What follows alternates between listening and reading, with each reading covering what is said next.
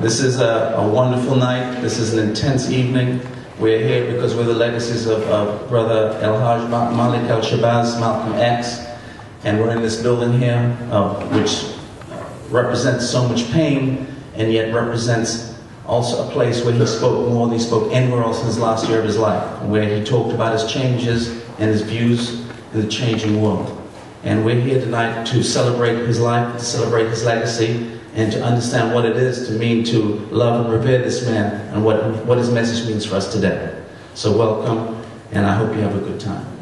Thank you, Brother Mark, and thank you everybody for the honor of being able to participate in this program on short notice. Typically when we come together, it's always good to open with a prayer.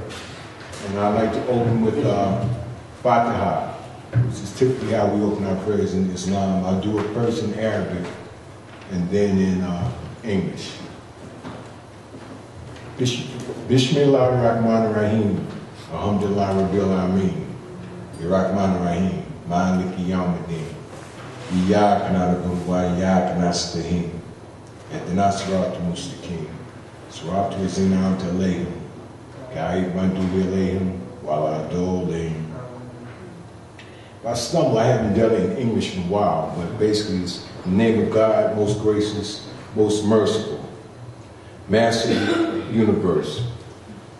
Thee alone do we worship, thee alone do we ask for help. Show us the straight path, the path of those whom you have bestowed your grace, and not the way of those who earned your anger, nor those who go astray.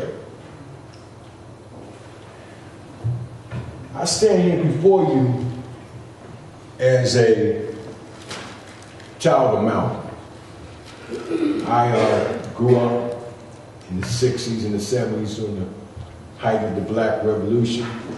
Malcolm was introduced to Islam by virtue of the prison system. I was introduced at an early age in Atlantic City, New Jersey, one of the earliest mosques, Mosque number 10, was located in Atlantic City, New Jersey. I submitted at Mosque number 1. Those of you from the First Resurrection, you know that Mosque number 1 is not in Chicago, it's in Detroit. Malcolm followed the path of righteousness, first being introduced to Islam through Honorable Elijah Muhammad, peace and blessings be upon him. And he distinguished himself as being one of the most outspoken members of the nation who was able to spread the word throughout the country and throughout the world. In that context, he was able to enlighten and open up the path to knowledge for a lot of people who, but for his ability to communicate to them where they were at that time,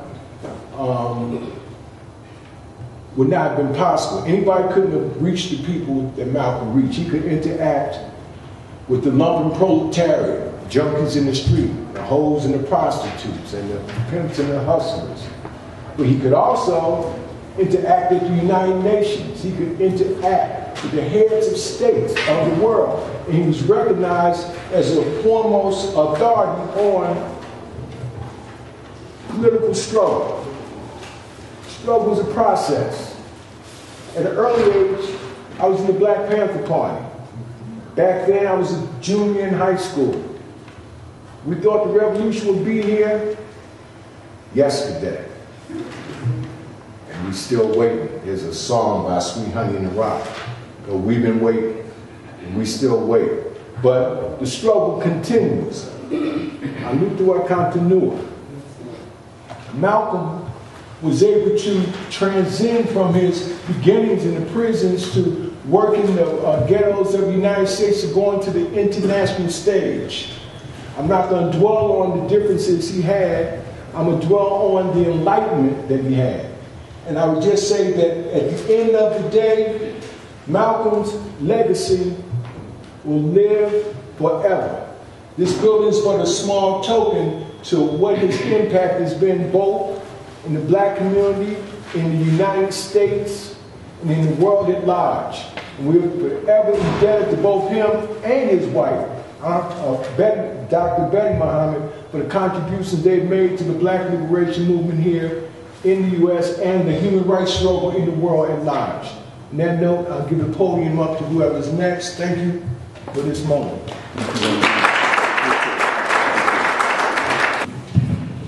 Assalamu alaikum.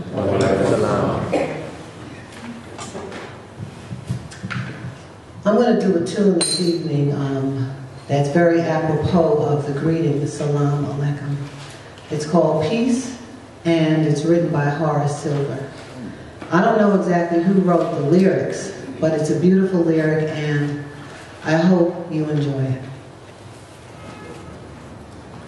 I can tape this.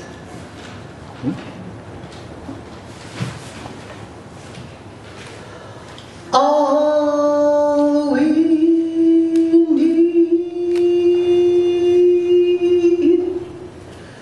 in this world is to have a time of peace, a time of life and love, with all guidance from above, a time where we can understand being free.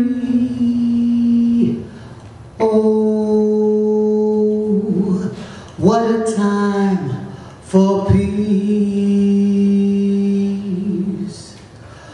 We need peace for our children, so that they may live a better life. What a joy to find, what a perfect state of mind, with their worries and cares left behind. Oh, what a time for peace. We need peace for our children, so that they may live a better life. What a joy divine, what a perfect state of mind, with their worries and cares left behind.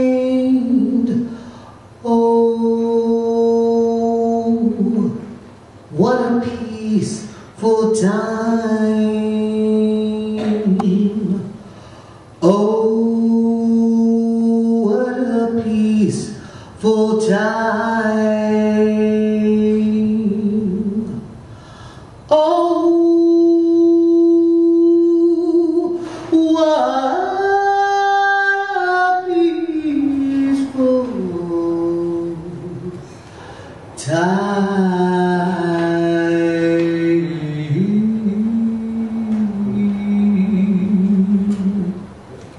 All right.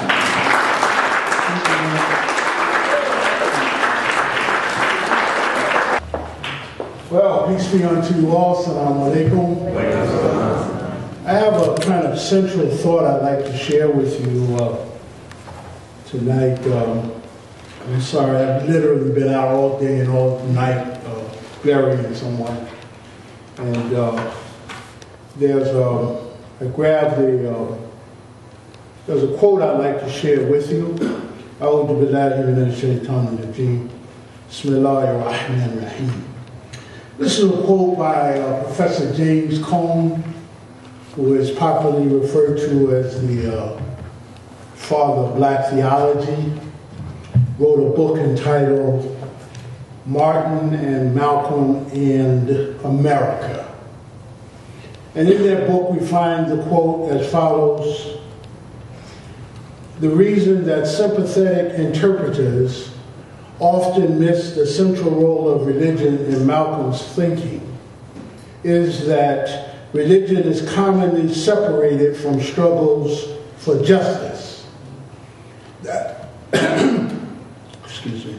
That was why Martin had such difficult time getting the white church involved in the civil rights movement, and why liberation theologians in the third world are so controversial today. Many people think that religion has everything to do with an individual's personal relationship with God and nothing to do with society and one's fight for justice in it. When Malcolm X identified the fight for justice as the central religious act, his message was usually misunderstood. His friends often avoided the subject of religion and ignored the strict moral code he faithfully obeyed. Malcolm's enemies accused him of using religion as a facade for fomenting hate and violence. This is a very important quote, very important observation.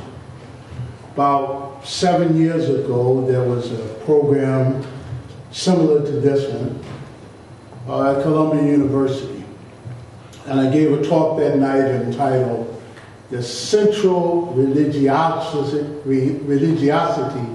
of El-Hajj Malik El-Shabazz, Malcolm X. You know, El-Hajj Malik El-Shabazz came from a very religious family. His parents, very religious people.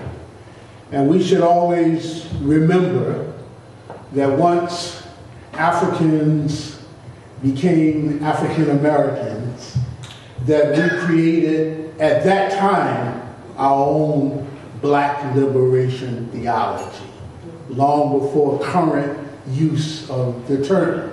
And this particular theology is embraced by Nat Turner, embraced by Sojourner Truth and Harriet Tubman, and I can just go on down the line. Very deeply religious people who looked at the Bible and said, well, I'm not accepting any white supremacist interpretations of what this means. This means so forth and so on. And I'm going to use this as inspiration and guidance for the liberation, not just of myself, but of my people. And so that particular tradition was passed on down. It was a central core of the Garvey movement. The Garvey movement that the Shabazz daughters' grandparents embraced. The Garvey movement and its particular view on religion that helped shape the mind not just of Malcolm, but of everybody in the family. And when Malcolm Little drifted away during his youth, as a lot of people drift away during their youth, and became absorbed in the street, and as he often said, sunk to the depths of human degradation and ended up in prison, it was his family, his blood family, his brothers, who visited him and reminded him of the family values that had produced all of them. And so he became a born-again black religious activist. It was his background that prepared him for recruitment into the Nation of Islam.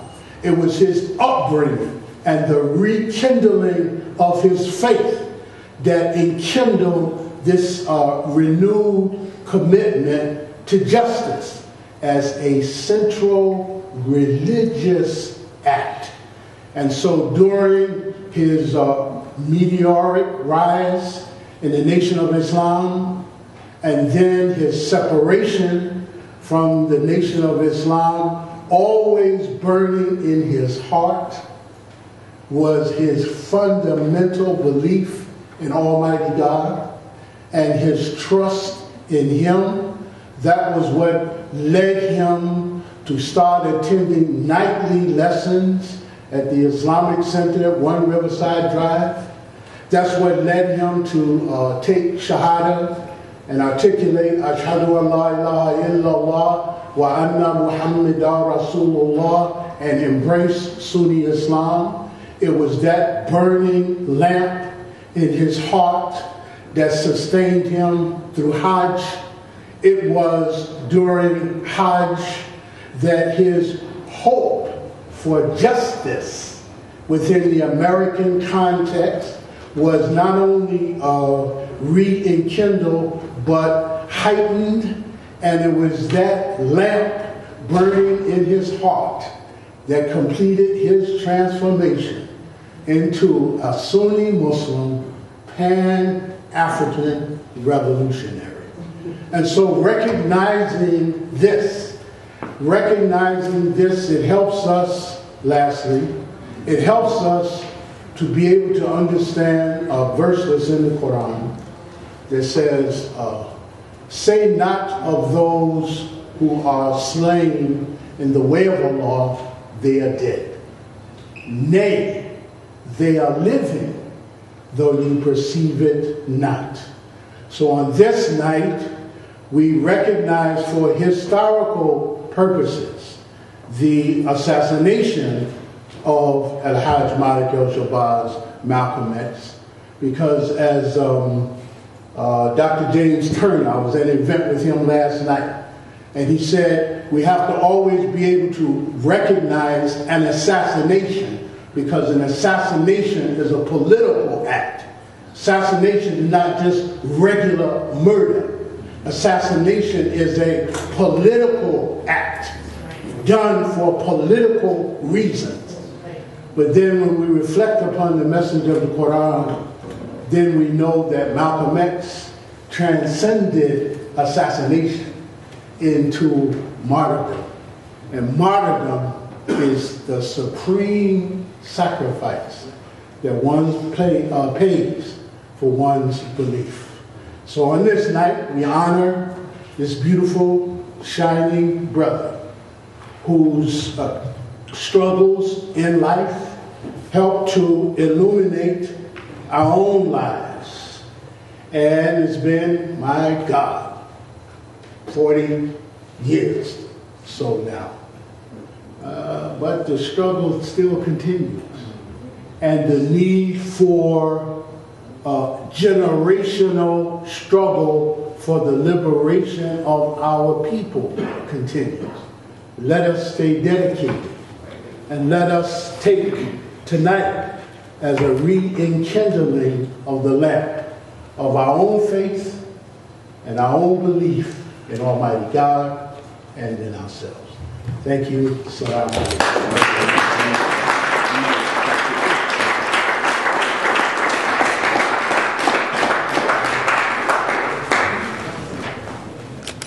On a Sunday evening on December 20th, 1964, Malcolm X spoke upstairs, and in his speech, he said, "You don't know where you stand in America until you know where America stands in the world."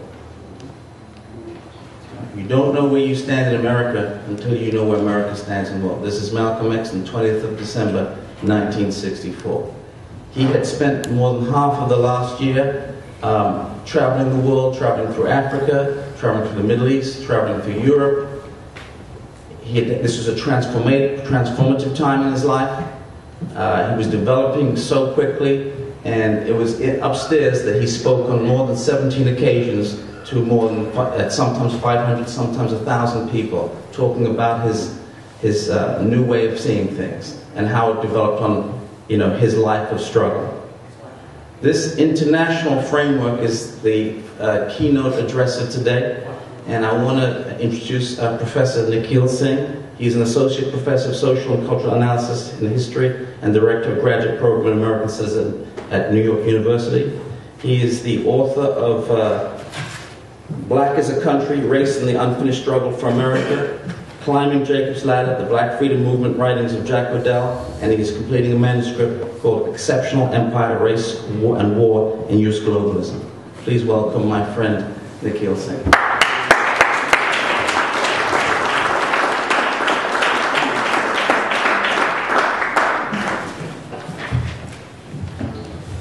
Hello, greetings. I'm honored and humbled to speak to you tonight. I know I'm filling in for one of your other board members, so I had to make a few notes. And I was thinking when I was listening to the beautiful song and poetry and sermonizing that we just heard, that we do need some cures for the blahs. And when I think of what is a cure for the blahs, I think of really the black radical and revolutionary tradition of which Malcolm X represented and embodied.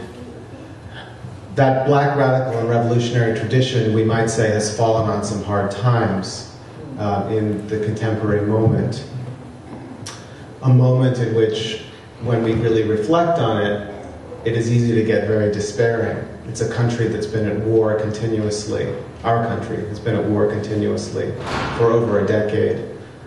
By my reckoning, reading a lot in this area, the U.S. defense budget in the coming year will top $1 trillion when you count interest and all the off-the-books expenditures. This is in a moment of severe fiscal austerity and downsizing in every form of public infrastructure that we require to live good lives. So it's very easy to recognize the kind of trade-off that we face in the contemporary moment. When I think of Malcolm X, I think that, and as a historian, one of the things that I try to think about is, where does Malcolm X come from?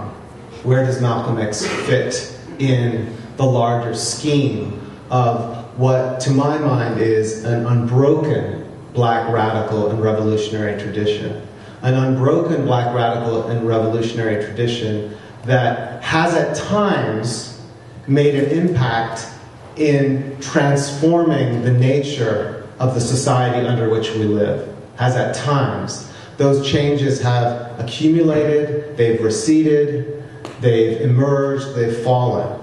But they remain, to my mind, the key to any vision of a just society, either here in the United States or beyond its borders. So that's part of what I want to try to talk about today. And I want to begin by reminding us, as Mark Harding reminded me the other day, that when we think of one of Malcolm's most famous speeches, and one of his most controversial speeches, the ballot or the bullet, we can remind ourselves that in the 1850s, Frederick Douglass gave a speech with virtually the same title, The Ballot and the Bullet. Frederick Douglass, we often think of as the great exponent of anti-slavery, the great exponent of the integration of black people into the full citizenship and full membership within American society. But this is what Douglass said in that speech, and I'm just going to quote a short excerpt. "If speech alone could have abolished slavery, the work would have been done long ago. What we want is an anti-slavery government in harmony with our anti-slavery speech, one which will give effect to our words and translate them into acts. For this, the ballot is needed, and if this will not be heard and heeded, then the bullet. We have had cant enough and are sick of it. When anti-slavery laws are wanted, anti-slavery men should vote for them.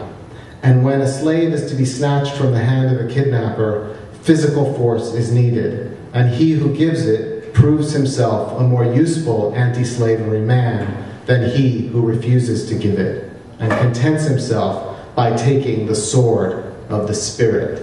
End quote. It's really worth going back to this essay and looking at it again, and reminding ourselves of the history that we know. But when we remind ourselves and look at the history that we know, we often see new things. And that's what's beautiful and wonderful about history. Douglass's own story, his own personal story, his narrative, if you've read it and you know, turned on the question of legitimate self-defense and physical resistance in the face of slavery's violence. And most of all, I think, and the most important point I would highlight is that Douglass looked at the United States, even though he wanted in, even though he wanted an end to slavery, he looked at the United States from the standpoint of what he called, quote, the victims of American oppression. This meant that he recognized that black people looked at the United States with the skepticism of outsiders. It also meant that the larger world outside the United States could provide both a source of knowledge and freedom and stand as a court of appeal in which to challenge American injustice. These are all central themes in the life and thinking of Malcolm X. They were characteristically taken up by W.E.B. Du Bois, who famously pronounced that the problem of the 20th century was the problem of the color line, the relation of the darker races of men in America, Africa, and the islands of the sea. And it was Du Bois who developed a theme that would be prominent for Malcolm as well, namely that our conventional uses of the term minority and majority that bound black people closely to a flawed American system were recast when viewed from a world standpoint. The dominant majority, which calls itself the world, Du Bois wrote, would increasingly be called to account in its relations with the world's darker nations and peoples who together formed a global majority. This is the moment of Malcolm X. And Malcolm X comes into consciousness to adulthood in the milieu of the 1940s. From the Union Leagues to the Garvey movement, post-Reconstruction era black politics was characterized by a double movement, an increasingly assertive demand for civic inclusion and political rights, and by a growing awareness of the necessity of autonomous black organization, self-assertion, and power. We often learn a kind of hackneyed version of this in history, the current of integration, the current of separatism. But I want to try to recast that by talking about a double movement, two currents side by side, necessary, in tension, at times in contradiction or conflict, but also complementing one another. The struggle for autonomous organization and the struggle for inclusion and rights were not ever necessarily incompatible struggles. They were necessary, they existed side by side, and they have a long history.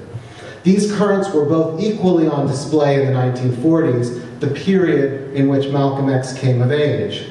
It was another black intellectual, at that time a budding activist, who captured the zeitgeist of this period in an essay in the journal Negro Quarterly that explored the meaning of new forms of black popular style, language, and dress that had begun to reshape the urban spaces of Detroit, Chicago, and Harlem that were being populated by new black migrants. Perhaps the zoot suit, Ralph Ellison wrote, conceals profound political meaning. Perhaps the symmetrical frenzy of the Lindy Hop conceals clues to great potential power. If only Negro leaders would solve this riddle. The young Malcolm X, of course, is famous for having worn this rebellious costume. My favorite scene in Spike Lee's movie captures this brilliantly, I think, in which Malcolm is riding a train, working as a waiter in a uniform, subordinate to a soldier who he's serving, who's also in a uniform. And Malcolm imagines pushing a pie into the face of the soldier, which of course he doesn't actually do. This scene cuts to Malcolm jumping off the train in his magnificent, resplendent zoot suit, transformed. So he's taken off the uniform of subordination, and he's put on the uniform of self-expression. And it's true that in the 1940s, one of the reasons the zoot suit was so rebellious was because it stood against the pressures for the rationing of fabric and so forth that was part of the war effort. And it was taken up by black and brown youth all over the country as a sign of their nonconformity, of their dissent, of their rejection of a military that was still a Jim Crow military and of a regime that dominated over them wherever they found themselves subordinated to it. Now, we are generally told, and I think this is a story that Malcolm himself told, that this was the pre-political Malcolm, right? This was the Malcolm of the street, as Imam Talib suggested a few moments ago. And I'm not disputing that story. But what I want to suggest here is that men and women are also shaped by wider contexts and political currents, and that the rebelliousness that Malcolm would channel into a more coherent, a more disciplined, a more political approach was already on display here.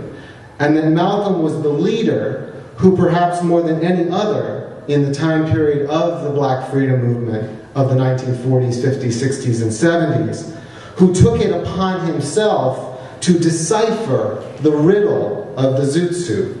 That is, to transform the everyday resentments of police harassment, underemployment, and miseducation into conscious political action.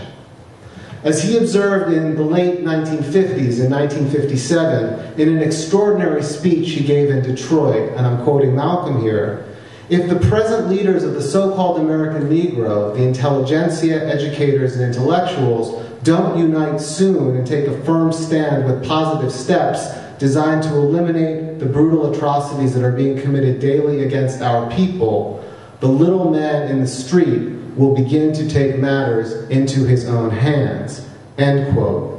What makes this speech extraordinary, I think, is not only the fact that the Nation of Islam was strictly opposed to this kind of political rhetoric and action by its members, but it also anticipated some 5-6 years earlier the more famous speeches and the sharper turns that Malcolm would take away from the organization in the 1960s. It also illuminates the profundity of Malcolm's strategic thinking at a very early stage that he would become known for later. Namely, his sense that the success of black collective struggles would require a broad-based united front of black leadership, but also that these struggles would likely only succeed through the political activation of the masses of ordinary black people. The other foreshadowing that we can see in this period goes to the heart of our theme today. For it was in 1950, when he was still in prison, that Malcolm wrote a letter to the Truman administration expressing his opposition to the Korean War. Here is an excerpt from that letter. Some of you may have seen it before. Quote, I have always been a communist. I have tried to enlist in the Japanese army in the last war. Now they will never draft or accept me in the U.S. Army. Everyone has always said Malcolm is crazy. It isn't hard to convince people that I am. Now, when I read that, I say, crazy, like a fox, maybe. And I think one of the things that is sometimes underappreciated about Malcolm X, especially in these occasions when we rightly commemorate the tragic cutting short of his life, the loss of his wisdom and his ability to grow further into the person that he would have become for us, we often underappreciate his humor, his subversive wit, the things that actually allowed him to reach audiences in ways that someone like me can barely even hope to. The ways that a singer or a poet can reach an audience, but through the sharpness of political understanding and insight and analysis. What interests me about this letter as well is how it illustrates, at a very early stage, Malcolm's intuitive opposition to the rising U.S. military state and his identification with peoples who had been and would become its many victims around the world in the coming decades. It was this letter that also inaugurated the FBI surveillance that would shadow Malcolm for the rest of his life. And it was also written at the moment when he first began using the name Malcolm X. By the early 50s, what was the agency of the US government that was most aware that the United States had a race problem? Does anybody know? Anybody have any ideas? What was the agency of the United States government that was most aware that the United States had a race problem? Theoretically, yeah, the CIA and FBI, they had black people under surveillance. But from a reformist standpoint, a problem that needed to be corrected, the U.S. State Department, to some degree the military as well, let's say the U.S. foreign policy apparatus knew that they had a race problem. And the State Department actually wrote a brief in support of the Justice Department in the Brown versus Board of Education case that famously desegregates American public schools. And what that brief said is, we need to desegregate our public schools because we are trying to prove to all nations and races of the world that our democracy is the most just and securest form of government devised by man. The State Department spokespeople were running around the world and they were being criticized everywhere. And they said, you know, this race thing, it's our Achilles heel. We call ourselves the leader of the free world. Everybody sees we've got this big problem. The U.S. Information Agency, which was a kind of government agency that put out these kinds of kind of images of the United States for consumption overseas, distributed a pamphlet called The Negro in American Life, which, if you can find it, is a really fascinating document. And it's written about in a couple of works, and you can always write to me and I can show it to you. This pamphlet is quite an extraordinary piece of work. What it shows is blacks and whites, neighbors, gathered in a suburban Chicago backyard, enjoying together an outdoor barbecue in 1951. Nothing could have been more reminiscent of the Soviet-style propaganda that the U.S. otherwise condemned than these efforts to align the Cold War with the struggle for civil rights. During this period, black people were literally being bombed and burned out of Chicago neighborhoods, and police violence against black urban populations had begun to cohere into the scourge that it remains to this day. No one, I mean no one, more forcefully skewered the favored American imagery of racial harmony and racial progress than Malcolm X. And once again, hearkening back to Douglass and Du Bois, Malcolm realized that the world court of opinion mattered. It mattered not only because the U.S. cared about its image in the world, it mattered because there were people around the world who suffered from racial and colonial conditions, exploitation, criminalization, and state violence that positively resembled the black condition in America. It was in this domain that Malcolm arguably made his greatest contributions. It is likely that he learned a great deal from those around him in Harlem, even those with whom he did not share much political sympathy. In 1955, Adam Clayton Powell grandstanded at the Bandung Conference of New African and Asian States, pronouncing, quote, "Racism in the United States is on its way out." Powell assumed that this kind of statement would curry favor with the Eisenhower administration. But even friendly witnesses like him presented a threat to a United States government that wanted to control every aspect of how race would be represented in the public domain, and particularly overseas. I'm losing a page here. Okay. Malcolm, of course, taught a much sterner lesson about the relationship between the Cold War and civil rights. Not only was civil rights a weak tea for Malcolm, but the Cold War pot in which it was brewed was beginning to crack open. Malcolm lost few opportunities to argue the reverse of the U.S. State Department. Namely, the enduring realities of American racism gave the lie to American professions of world leadership. More dangerously for him, Malcolm began to read U.S. foreign policy through the prism of race, suggesting that America's moral and ethical relationship to the world was fundamentally distorted. Two violent events in 1962 and 1963 helped to crystallize his understanding, while also catalyzing his break with the inwardly focused Nation of Islam. The murder of Reginald Stokes in Los Angeles and the assassination of John F. Kennedy in Dallas. For Malcolm, the killing of his friend Stokes brought into stark relief the epidemic of police violence as the front line of racial domination in American cities. The killing of President Kennedy he regarded as an example of blowback in which the United States was reaping the violence it had sown overseas. Both of these episodes pushed Malcolm to the edge. He plotted retaliation against the Los Angeles Police Department, which earned him a stern but wise rebuke from Elijah Muhammad. And then he made an off-script remark that shocked a mourning nation, that Kennedy's killing was, quote, the chickens coming home to roost, and that as an old farm boy, chickens coming home to roost doesn't make me sad, it makes me glad. Now it seemed that the fox had got inside the chicken coop. We know what happened next. If Malcolm's Nation of Islam period was a first act, the second act had now begun. The coming years would mark an acceleration of activity as Malcolm elaborated, experimented, tested, honed, and refined his views on domestic and international affairs, as he was catapulted into a national and international spotlight for which he was scarcely prepared.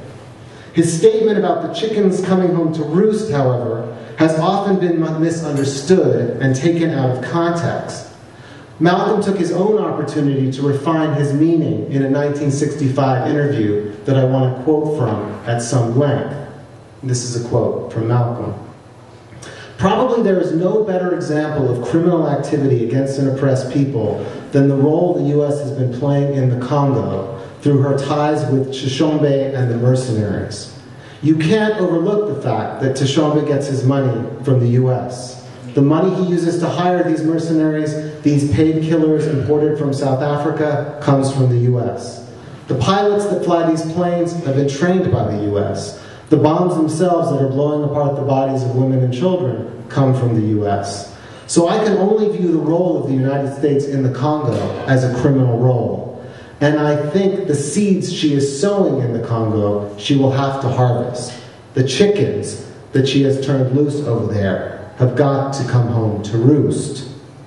Then Malcolm turns almost immediately to the question of Vietnam. The same is true in Vietnam. It shows the real ignorance of those who control the American power structure. If France, with all types of heavy arms, as deeply entrenched as she was in Indochina, couldn't stay there, I don't see how anybody in their right mind can think the U.S. can get in there. It's impossible. So it shows her ignorance, her blindness, her lack of foresight and hindsight, and her complete defeat in South Vietnam is only a matter of time. This was in 1965. The United States would only just be entering Vietnam in 1965 with full combat troops, and would stay there for another 10 years before admitting this, at the cost of some 50,000 American lives and some 2 to 3 million Vietnamese lives. And of course, we never have a proper accounting of the dead that our own power produces. Chickens coming home to roost here means something much broader than a glib jibe about the Kennedy assassination. It refers to the broad climate of violence that U.S. power contributed to creating in the world.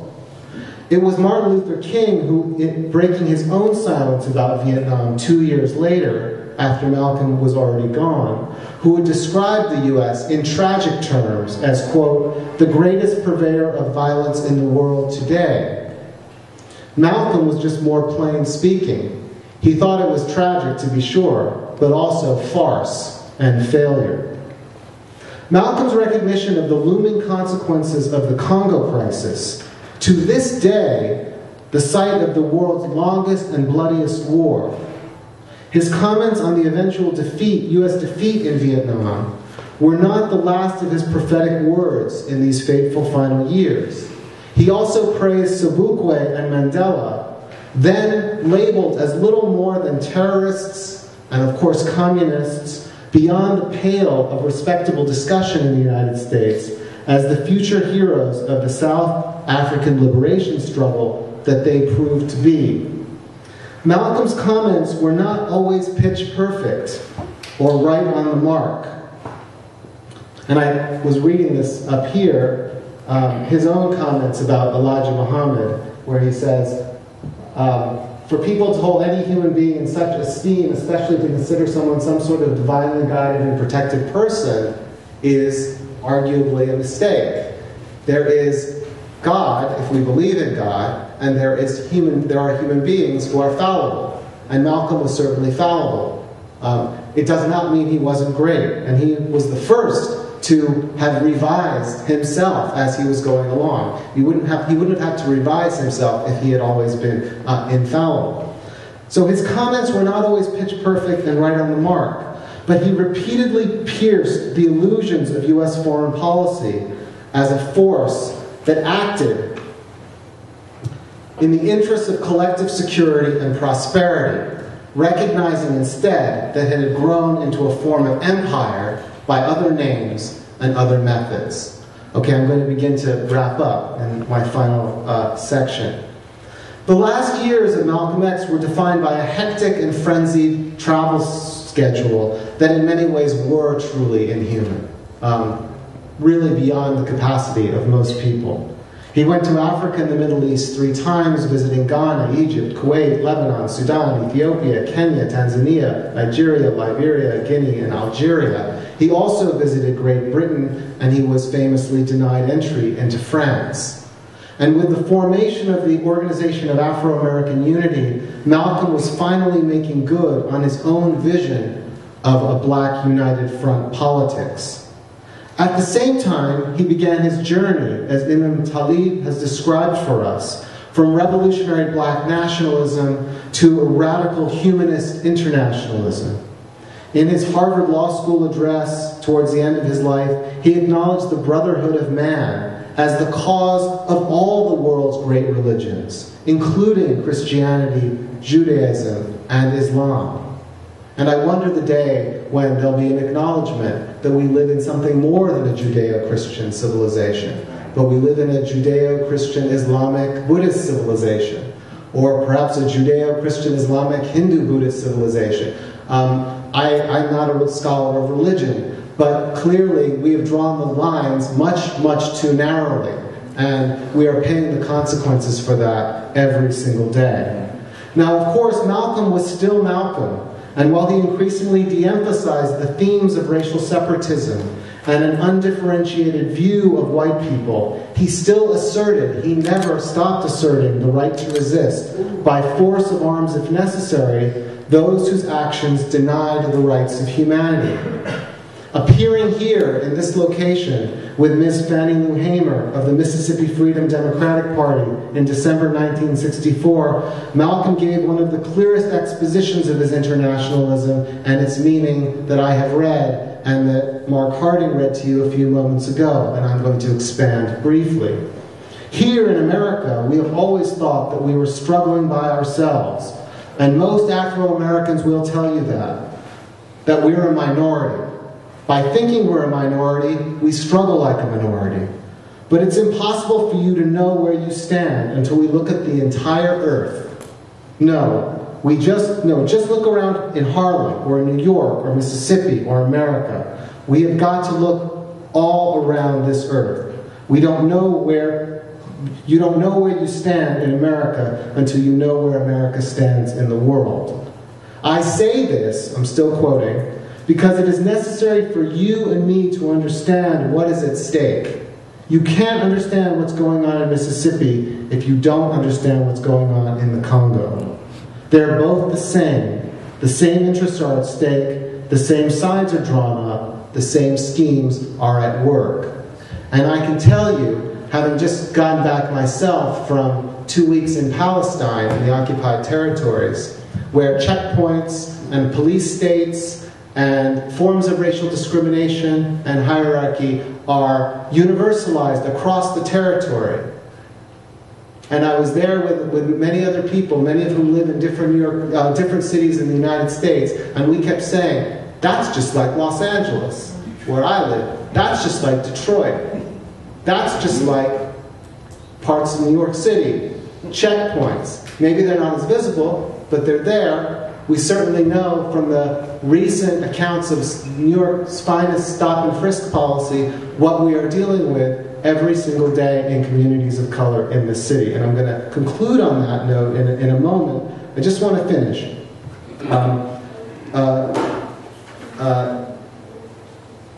Malcolm develops his analysis of this question of where America stands in the world by asking his audience to consider this question: who are we? And he says that we will answer the question, who we are, by better understanding who we are linked to. And he offers his own answer. The struggle for true freedom is indivisible. And the shadows of racism and colonialism will never be resolved in one country, but require a different kind of global commitment and global action.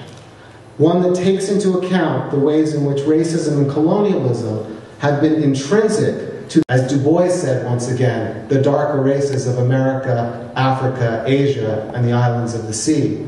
That's a whole big swath of humanity. And of course, Malcolm arrived at a recognition of that through his religious journey, on the one hand, in his pilgrimage to Mecca, but also through his political journey and these travels. And these were coming together towards the end of the second act. Sadly, of course, Malcolm did not live to have a third act. And that's what we are left to make happen for ourselves. Because the end of Malcolm's life and the end of the period known as the Black Freedom Movement has left us with a gaping chasm in some ways that we are still trying to fill in.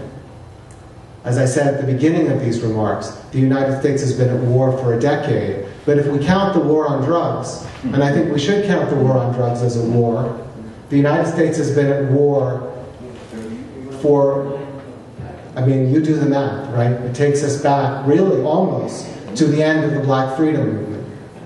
So how is it that the moment of formal equality for black people, full citizenship, at least on paper, also marks the beginning of an intensification of the American police state and military state, particularly in its relationship with communities of color at home, who are most vulnerable, and an extension of those powers in various parts of the world where American political, economic, and other interests may be at stake, but certainly not our national interests, and certainly not the interests of the vast majority of people who live in this country, black and white and brown and yellow. In his talks to young people at the end of his life, I think Malcolm crystallized an insight about his own revolutionary age that remains utterly central to our own moment. The struggle against racism, he argued, began to take off only when, quote, the students in this country went into a huddle and began to research this problem for themselves, independent of politicians, independent of all the foundations, and independent of the power structure. What we see in the Arab Spring today, or in Occupy Wall Street, is something similar. It may only be beginning. A recognition that the established channels of political authority have become fully complicit in the extension of policies and practices of austerity, subordination, and social control that stifle democracy and human creativity and community development. At its most profound and far-reaching, the Black Freedom Movement proposed a general social transformation of the United States, one rooted in opposition to what King in his final hour called America's interrelated flaws: racism, militarism, and materialism. The conventionally bifurcated history of the movement that we now inherit, with one part annexed to cliches of racial progress and the other told as a tale of urban decline, fails utterly to reckon with its radical challenge and vision. Before he became president, I could see more clearly the ways Barack Obama had been shaped by this vision. The conflict between worlds of plenty and worlds of want, Obama writes arrestingly in Dreams from My Father, quote, twists the lives of children on the streets of Jakarta or Nairobi in much the same way as it does the lives of the children on the south side of Chicago. Failing to grasp this, the powerful needlessly intensify a destructive spiral with their dull complacency, unthinking applications of force, longer prison sentences, and more sophisticated military hardware. I never imagined that I would live in a country where somebody who wrote that could become the president. Here, Chicago, Nairobi, and Jakarta are coordinates in a world connected in suffering and governed by a security regime that privileges force and violence, military intervention, and incarceration as its primary modalities.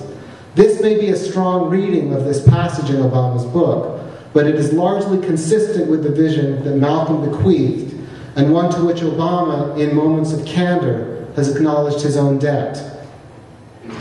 At the same time, as the head of the U.S. military-industrial complex, Obama himself is conscripted into a different order of things, one in which war-making and the production and maintenance of value differentiations among human populations march in lockstep.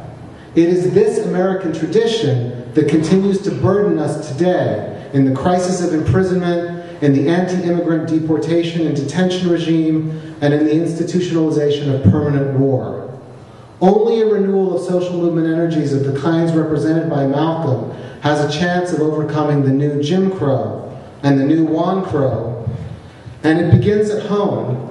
If Malcolm were here today, he might point out the relationship between NYPD stop and frisk policies, their monitoring of Muslim students across the northeastern seaboard, and their growing collaborations with U.S. intelligence agencies here and overseas. The wars on crime, drugs, and terror have been wars disproportionately waged against black and brown populations, the vast majority of whom are simply trying to make a living and get ahead in an increasingly unforgiving country. But it was Malcolm, as always, who put it best and most plainly, and I'll end with this, quote, "We are dealing with a powerful enemy, and again, I am not anti-American or un-American. I think there are plenty of good people in America, but there are also plenty of bad people in America, and the bad ones are the ones who seem to have all the power." Thank you.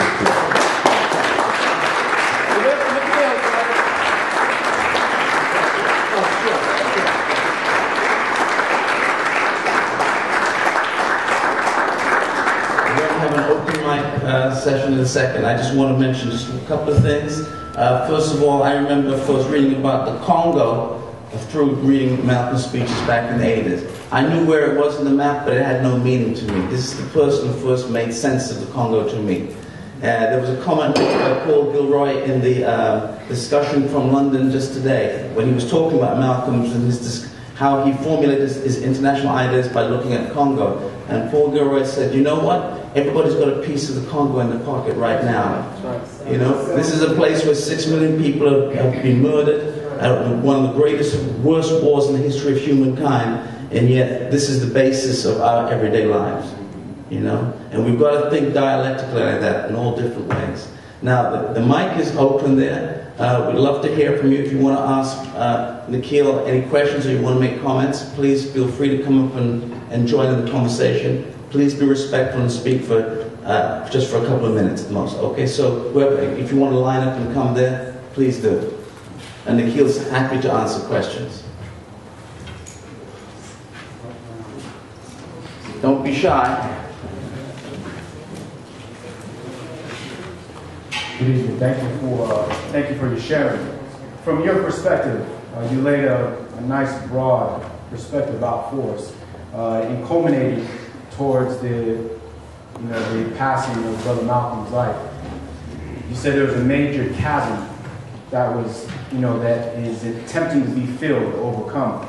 At this perspective of where we are now, and understanding from a global standpoint of where America is, but also how that reflects within our communities of color, what are those steps and stages do you see that are needed for our communities of color here in America that need to be taken in order to be able to fill in that chasm and bringing in, as we're seeing with the Occupy movement, you know, what are some of those steps you feel are most necessary and needed in order to make those steps?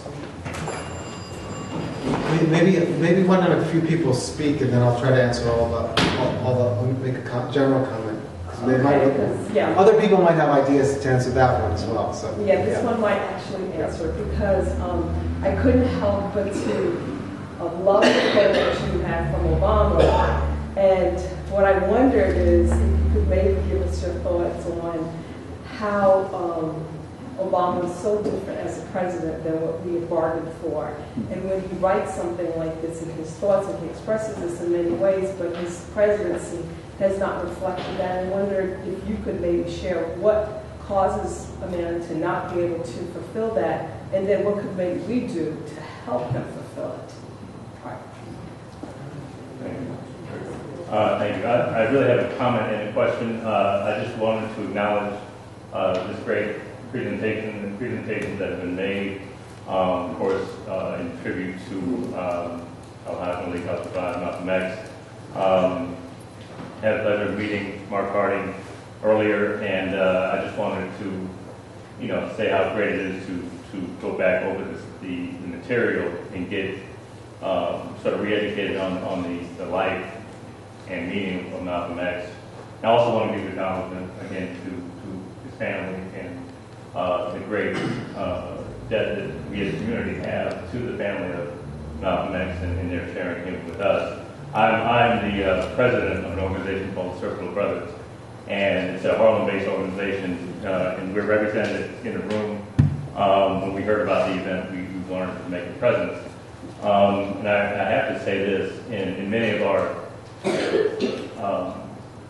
literature, in the flyers for our program, we often use a picture of Malcolm X and Martin Luther King, that famous picture of those two great men together. And I appreciate what you said about the streams of Black history in terms of the so-called the integrationist movement and the separatist movement or nationalist movement, the civil rights movement, and that those two are complementary in terms of our struggle in this country. And I often say now that people, we of course point to those two men as sort of standard bearers for our history. And when you mention the gap that exists between the end of the Black Power movement and civil rights movement and what we're left with now, of course, we're left with what I call unfinished business. And we have business that we have to finish, and I always say that we need today 1,000 Malcolms and 1,000 Martins. So I want to acknowledge those who spoke on the program. And you mentioned something, Professor, I think I want to be clear when you talked about when Malcolm was making the transition from the nation to the post-nation years, in terms of his preparedness for the world scene. And I'm not sure if you said that he was unprepared or prepared, but if you could, if you said unprepared, I just kind of want you to sort of draw on that and explain that. Yeah, that's a fair point. Let me try and say a couple things. Those are all really fantastic comments and questions. I don't stand before you as someone who can say what is to be done. There is so much amazing, progressive, radical, visionary work going on all around us by many of you. I'm sure I was, as I said, I've been doing work myself on the issue of Palestine with the boycott, divestment, sanctions movement. I've been keeping in touch with people who are working in Alabama right now and who are really connecting the immigrant rights struggles to the legacy of civil rights struggles. What has happened in many ways is that there's a tremendous fragmentation of energies. It's not that the energies aren't there, it's just that we are very fragmented in our energies. And of course, we live under more brutal and difficult conditions dictated to us by a market democracy that has begun to emphasize market over any kind of democratic values. And we obviously still struggle in a country in which fear and panic over questions of security can be mobilized like that and make people forget their political duties and responsibilities. So there's a kind of vigilance that's required, but I do think that we're in a moment where there is such a widespread disillusionment with established political authority that there are opportunities to begin to think about how to knit these struggles together. And in order to do so, we will inevitably draw upon the past, because as the brother said earlier, there is unfinished business. And there is a reason why the prison industrial complex and the military state grow in the ashes of the civil rights movement. Because the civil rights movement, or let's call it the Black Freedom Movement, terrified the forces of authority. And you know, experts came out and had little gatherings, and they said America is suffering from an excess of democracy. There are too many people who are activated politically. This is in 1974, and it's very well documented. Many people have written about this. Well, we need an excess of democracy again. You know, we need to figure out how to talk at a horizontal level, which is to say as citizens, as people engaged in all walks of life. And we need to struggle across all our institutions, because all our institutions have become more hierarchical internally as well. I mean, I work at a university, and granted, it's a fairly privileged place, and it's a privileged university. But, you know, when I started working at a university, they used to take something called faculty governance seriously. Well, no more. Decisions get handed down from on high, and nobody ever knows who makes those decisions. It's something that is kind of modular in our society. It happens at the very top in the sort of way the government's structured, and it happens in all these micro spaces today. So we have to re-democratize all our spaces of social interaction. I think that's what Occupy is about. That's what that term Occupy means. It's about reoccupying the space of politics where we live. So that's the best answer I can give to that question. On the issue of Obama and the Obama administration, I did not come here, and I never ever will do this. I'm not going to bury Obama, and I'm not going to praise him. I stand by what I said about the amazement, and I'm sure many of you shared it when Obama became president. And I had read his first autobiography, and I had listened to him. And I marvel at his political skill, and I think he has a depth of feeling and knowledge that we've rarely seen in a national leader.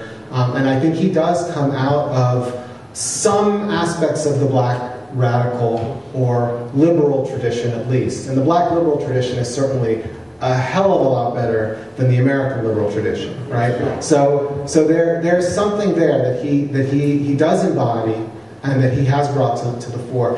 He himself made a very interesting comment at one point early in the presidency where he said, it's like steering a great lumbering battleship, and you might be lucky if you can steer it 3 degrees to the left or 3 degrees to the right. It is literally a battleship. I mean, it's mostly a war machine. And I think that he is confronting forces that are very, very profound, and he's keeping some of them just barely at bay. I mean, there's a constituency that strongly wants a war with Iran. And that constituency is pushing and pushing and pushing and pushing. It's not going to stop pushing. I actually think that the Obama administration is a bit of a barrier to them, a bit of an obstacle to them. We can thank ourselves maybe for small blessings. It doesn't mean that he is not thinking about American imperial interest in all over the world, and it doesn't mean that he is actually going to do anything to roll back the military state. If anything, it's continuing to get worse and worse. I actually think that has to be much more foregrounded in our political struggles if we're going to make any headway in that domain. So I guess the picture is mixed. I see him as a constrained figure, as a figure who's now within an institution, that in order to actually do anything within that institution, he has a somewhat limited range of action. That is not meant as an apology for him. It really isn't. But it does suggest that the push from the outside, the push from all the other spaces in which we can make a difference, actually really, really does matter. And in truth, we know there are fascists in this country. I mean, there are people who actually want to make this into a police state in a much more full-blown way than it already is, and who want to see the experiments that have happened in the communities that we know well extended to the entire country. You know, there's that great line about black people being the canary in the coal mine, right, in the United States. right? You send the canary down, and if the canary dies of toxic fumes, you know that the mine is poisoned. You can't send anyone else down there. You can't send a human being down there.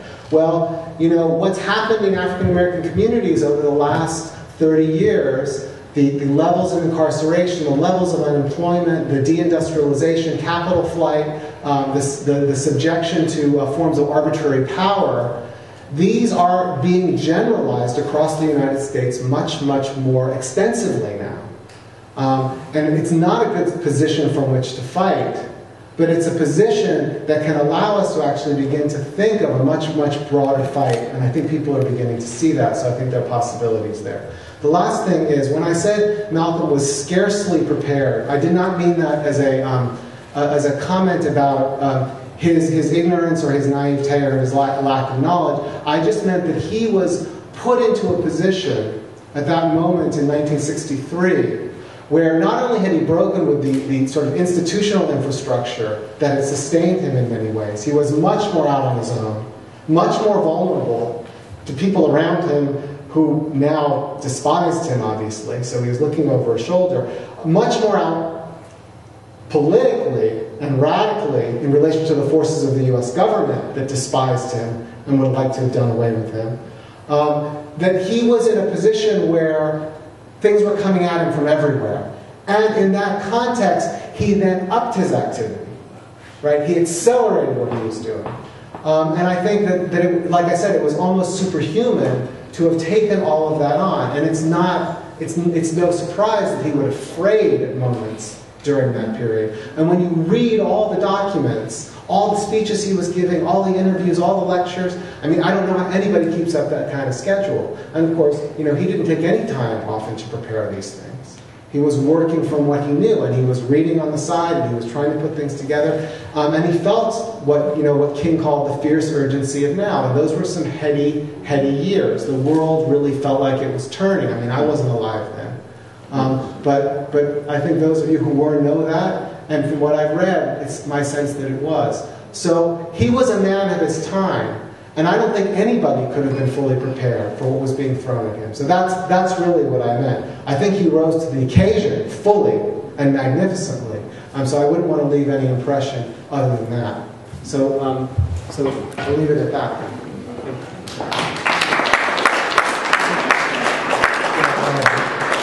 Excellent question.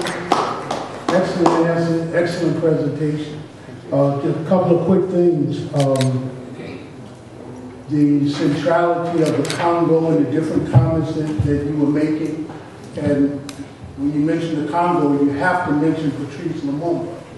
And the chickens coming home to roost comment. Many of us believe that was in reference to Patrice Lumumba. Absolutely. And the fact that Kennedy authorized the assassination of the man. So he said, well, what goes around comes around. And then your point, I gotta try to find the Negro in American life. And the image that you described is so important because, Lorraine Hansberry's play, A Raisin in the Sun, takes place in Chicago. And I don't know how many of us know that she wrote an alternative ending to that play. And in the alternative, in the ending that we saw on Broadway, and the ending that we saw in the movies, the younger family moves, they're getting ready to move in, and that kind of thing. In the alternative ending, they make a move, and racists in the neighborhood, besiege them, and the play closes with them armed at the windows of their home to defend it. This is this duality that you mentioned very well. And then thirdly, your point, these are excellent points about the government and its propaganda machine and how Malik Shabazz was constantly, as the most visible, non-establishment leader, constantly undoing that. That's very important because the FBI files revealed that there was high-level discussion. They were kicking back and forth, arresting him when he came back into the country for violation of this obscure act. It's called the Logan Act. So, you know, this whole thing, and exactly what you say, national security, the current linkage, I mean, we are being turned into a police state. You know, and the military and the prison industrial complex and the military, the police force is constantly being militarized. So all of these things are linked together, and as the sister said, you know, and as the other brother said, you know, the solution is that we have to be much more active than we are now. You know, the president doesn't have hardly, you know, relatively speaking, anybody at his back. That's right. If you watch, when you go home, turn on the television, now they're talking about Reverend Wright again. Now, you know, and that's because the conversation was never closed from the first part. You know, I mentioned in my presentation, I mentioned James Cone and Black Liberation Theology. James Cone had said before the Obama candidacy, Reverend Wright is the one who embodied what I've been trying to teach.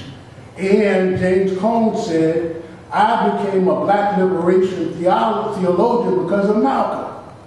Okay, and so, and the president was sitting, they know that. They know what he's been exposed to. So again, I mean, these are just really great points. This is very complex stuff that we're up to, even the photographs. You know, we're trying to understand Malcolm, picture in the middle of him in prayer, okay? He was still in the Nation of Islam when that picture was taken. You look in the corner, it says 1963. So he's praying in a traditional Islamic way. This is before the break, before he took Shahada, before Hajj, okay, here, and then afterwards there. And a young person pointed out to me that this photograph here says Egypt 1964. I really think it's probably more Nigeria because of the way he's dressed. Yeah. But a young person pointed out, this is 1964, he's holding a video camera.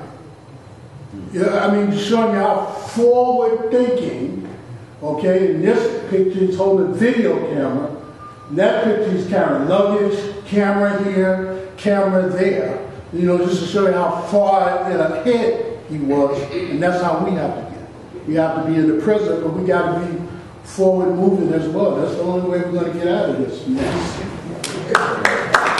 Last question. I'm Steve Clark from Pathfinder Press. We published many of Malcolm's speeches, especially from the last year. And I just wanted to say, I think, and this meeting is a good example, that what Malcolm had to say during that last year is more important given what working people in this country and around the world face today than even at the time that Malcolm lived and fought and was killed. Malcolm understood and he explained that racism is not a policy. This system requires racism. And right now, they require racism more and more to get out of their crisis. He explained that unemployment is not a flaw of this system. They need unemployment. They need larger and massive unemployment to drive down wages and conditions. He understood that imperialism is not a policy. It's the way in which this system works.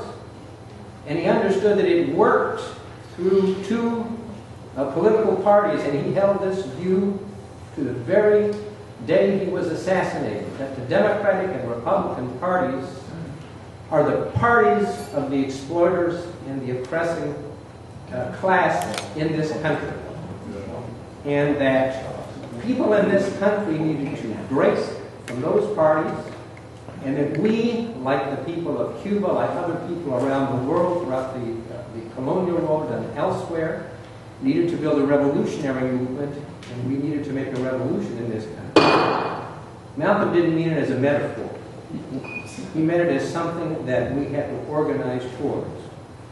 So I think it's great that this meeting is being held. I hope others like it are being held around the country. And there's no better way to learn about Malcolm and pay tribute to his legacy than to read and listen once again to what he actually had to say in that final year. They could kill him, but they will never kill what he had to say and its significance to what we all face.